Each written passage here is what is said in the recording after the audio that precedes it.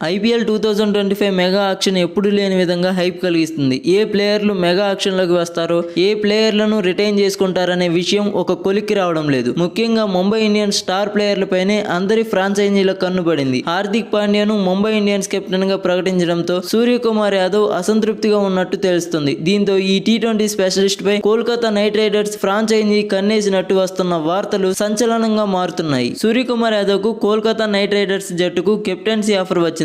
సూర్య captain గా ఒప్పుకుంటే అతనికి ఎంత డబ్బు అయినా ఇవ్వడానికి కేకేఆర్ యాజమాన్యం సిద్ధంగా ఉన్నట్టు టాక్. సూర్య వస్తే కేకేఆర్ జట్టు కెప్టెన్ గా ఉన్న అయ్యర్ ను పక్కన పెట్టే అవకాశం ఉంది. ప్రస్తుతం సూర్యకుమార్ యాదవ్ భారత టీ20 జట్టుకు కెప్టెన్ గా వ్యవహరిస్తున్నాడు. రోహిత్ శర్మ టీ20లకు రిటైర్మెంట్ ప్రకటించడంతో సూర్యకు టీ20 పగ్గాలు అప్పగించారు. టీ20లో సూర్య ఎంత ప్రమాదకర బ్యాటర్ అనే విషయం ప్రత్యేకంగా చెప్పాల్సిన అవసరం లేదు. ఐసీసీ టీ20 ర్యాంకింగ్స్ లో సూర్య 2వ స్థానంలో కొనసాగుతున్నాడు. అతనికి ముంబై కెప్టెన్సీ ఇవ్వకపోతే మెగా లోకి వచ్చే అవకాశాలు పుష్కలంగా ఉన్నాయి. అయ్యర్ సారథ్యంలో కేకేఆర్ జట్టు 2024 సీజన్ లో విజేతగా నిలిచింది. రిపోర్ట్స్ ప్రకారం శ్రేయస్ అయ్యర్, వెంకటేష్ అయ్యర్లతో పాటు విండీస్ ఆల్రౌండర్లు నారాయణ్ రసల్ ను కేకేఆర్ జట్టు రిటైన్ చేసుకునే అవకాశం ఉంది.